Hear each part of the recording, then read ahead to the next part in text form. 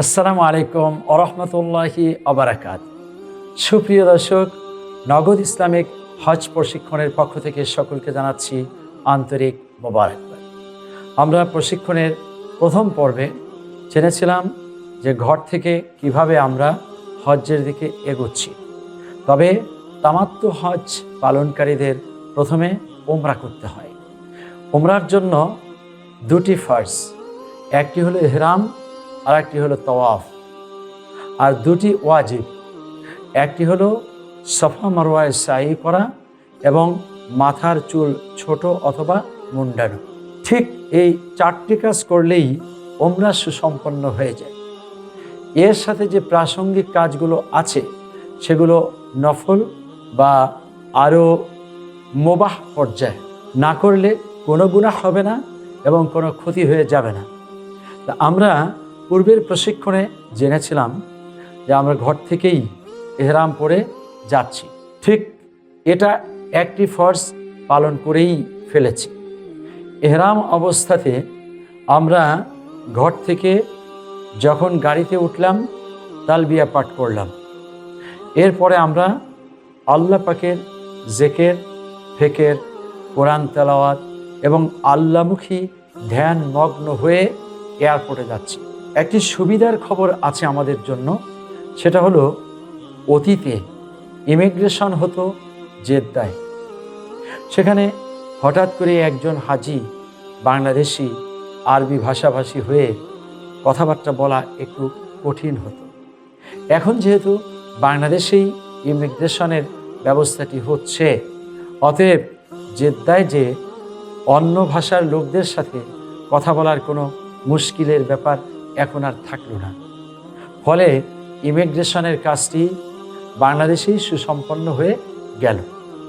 মনে রাখতে হবে, ইমিগ্রেশনের ক্ষেত্রে দুটি বিষয়, একটি হলো যা আসবে প্রশ্ন জবাব দেব, অতিরঞ্জিত অথবা অবাঞ্ছিত কোনো কাজ করব না। দুই নাম্বার হলো যে এটা আমাদের জন্য এবং বাংলাদেশের গভর্নমেন্টের পক্ষ থেকে, সৌদি গভর্নমেন্টের পক্ষ থেকে বড় একটা চমৎকার ব্যবস্থা করে দিয়েছেন। এই জন্য উভয় গভর্নমেন্টকে আন্তরিক ধন্যবাদ। তাহলে নিজ দেশেই ইমিগ্রেশনের কাজটি সুসম্পন্ন হয়ে গেল।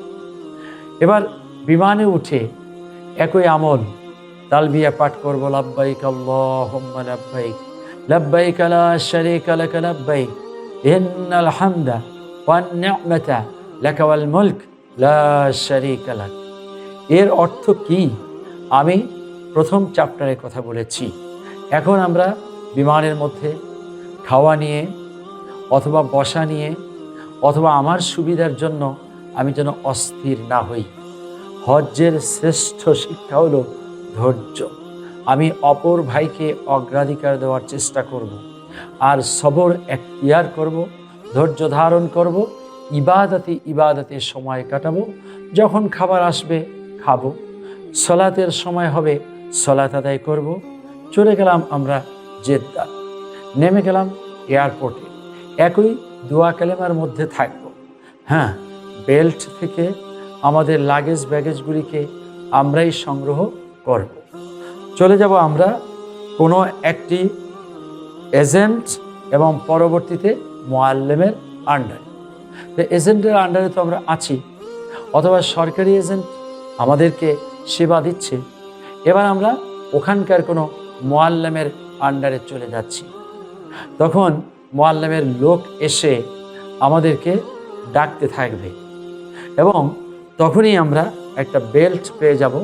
ওই বেল্টের মধ্যে লেখা থাকবে মুআল্লিম নাম্বার কত, সেটা 38 হতে পারে, 48 হতে পারে, 58 হতে পারে, 100 হতে পারে, 120 হতে পারে। এই নাম্বারটি মনে রাখা একেবারেই জরুরি। এবং এই বেল্টটি হাতে রাখলে পরে মুআল্লিমের অফিসের ঠিকানাটা পাকাপোক্ত আছে।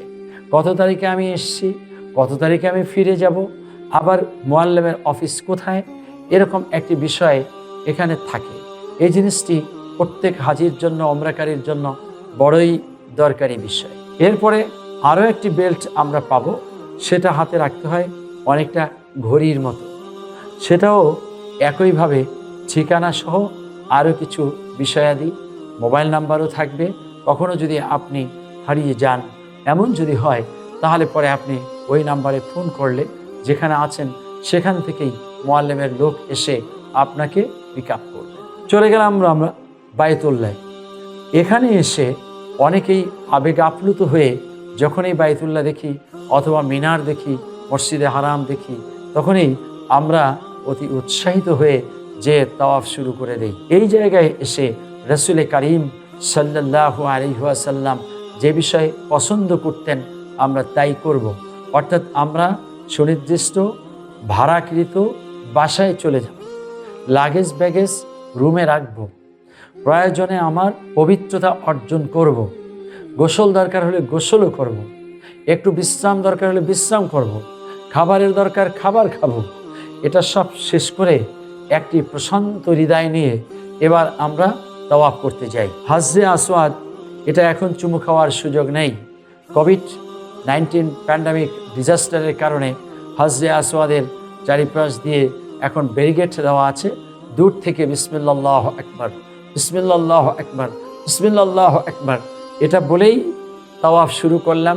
ডান দিকে ঘুরতেছি, রুকনে ইয়ামানি থেকে হাজরে আসওয়াদ পর্যন্ত মাঝখানের জায়গায় একটি দোয়া পড়ব, রব্বানা আতিনা ফিদ দুনিয়া হাসানাতাও ওয়া ফিল আখিরাতি হাসানাতাও ওয়া কিনা আযাবান নার। এভাবে করে 60টি চক্কর দিলে পরে একটি তাওয়াফ হলো। মানে আপনার উমরার জন্য দুটি ফরজ, একটি ইহরাম আর একটি তাওয়াফ, এই দুটি ফরজ সুসম্পন্ন হলো। এবার মাকামে ইব্রাহিমের আশেপাশে যেখানে জায়গা পাওয়া যায় 2 রাকাত সালাত আদায় করে নিলাম।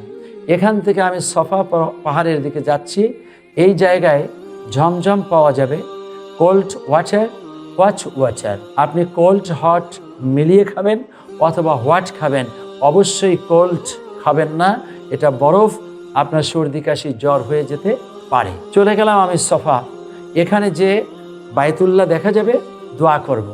এখান থেকে আমি মারওয়ায় যাব। মাঝখানে সবুজ লাইট দিয়ে একটা সিগন্যাল দেওয়া আছে। এই জায়গায় পুরুষগণ একটু দৌড়াবেন, মহিলাগণ দৌড়াবেন না। যদিও মা হাজর দৌড়িয়েছিলেন, কিন্তু বর্তমান পৃথিবীতে অনেক নারীরা দৌড়ায়, তারা মাসালাটা জানে না। অতএব আমরা এখান দিয়ে দৌড়িয়ে পুরুষ নারী পার হয়ে সফায় যাব। সফা থেকে মারওয়া, মারওয়া থেকে সফা, সর্বশেষ সফা থেকে শুরু করেছিলাম, মারওয়ায় যেয়ে শেষ হয়ে যাবে। তাহলে এটা ওমরার জন্য একটি ওয়াজিব। আর একটি ওয়াজিব বাকি থাকলো, মাথার চুল মুড়ানো অথবা ছোট করা। আর মায়েদের জন্য তারা পর্দার আড়ালে যে বাসায় হোক যেখানেই হোক, সেখানে নিজের চুল শেষের দিকে 1 কর পরিমাণ কাটবেন, অথবা আপনার মোহরেম যিনি আছেন স্বামী বা ভাই তাকে দিয়ে কাটাবেন। আপনার ওমরা শেষ, আলহামদুলিল্লাহ। আপনি এখন স্বাভাবিক পোশাক পরবেন, স্বাভাবিকভাবে চলবেন। এখন আপনার কাজ হলো বাইতুল্লাহ যে সালাত আদায় করা, বেশি করে তাওয়াফ করা, আপাতত আর কোনো কাজ নেই। যাব আমরা 8ই জিলহজ্জে। এখান থেকে শুরু হলো হজ্জের মূল কার্যক্রম। এখানে প্রথম কাজটি হলো সেই যে ওযু করা, গোসল করা এবং ইহরামের পোশাক পরা, নিয়াত করা, তালবিয়া পাঠ করা। কোত্থেকে?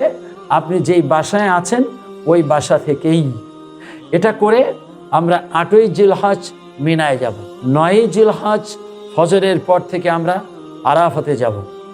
আরাফাতে আমরা সারাদিন আছি, তবে মনে রাখতে হবে, যদি আরাফাত থেকে সূর্যাস্তের আগেই আপনি বেরিয়ে আসেন, তাহলে আপনি একটি ভয়ানক অপরাধ করলেন। সেজন্য একটি দম দিতে হবে, এটা একটা জরিমানা। কিন্তু আমার কথা হলো, আমি জরিমানার কাজটি করব কেন? অতএব অবশ্যই যেন আরাফাত থেকে আমরা সূর্যাস্তের পূর্বে আরাফাতের বাউন্ডারির বাহিরে আসার ন্যূনতম চেষ্টা না করি। তাই বলে সেখানে আপনি কি মাগরিবের নামাজ পড়বেন? না, মাগরিবের সালাত সেখানে আদায় করা যাবে না। আরাফাতে মূল কাজ কি? অবস্থান করা, দোয়া কালেমা পড়া, তাসবিহ করা, সূর্য হেলে গেলে আকাশের দিকে হাত দিয়ে আল্লাহ রাব্বুল আলামিনের কাছে ইচ্ছে মতো বৈধ দোয়া করা, চোখের পানি ছেড়ে দেওয়া। পৃথিবীতে আরাফাতের দিবসে যত পরিমাণ বনি আদমকে ক্ষমা করা হয় এত পরিমাণ বছরে আর কোনো দিন ক্ষমা করা হয় না। অতএব আরাফাতের অবস্থান, মাগরিবের নামাজ সেখানে পড়ব না। জোহর আর আসর একটা আজান হবে, দুটি একামাত হবে, আর দুরাকাত করে কসর পড়ব। এতে কোনো ঝগড়াঝাটিতে লিপ্ত হব না। আল্লাহ রাব্বুল আলামিন সহিভাবে আরাফাতে অবস্থান করার তৌফিক এনায়েত করুন। বাকি আলোচনা ইনশাআল্লাহ পরবর্তী প্রশিক্ষণ কোর্সে আপনাদের সামনে পেশ করব। আজ তাহলে এ পর্যন্ত। আসসালামু আলাইকুম ওয়া রাহমাতুল্লাহি ওয়া বারাকাতুহু।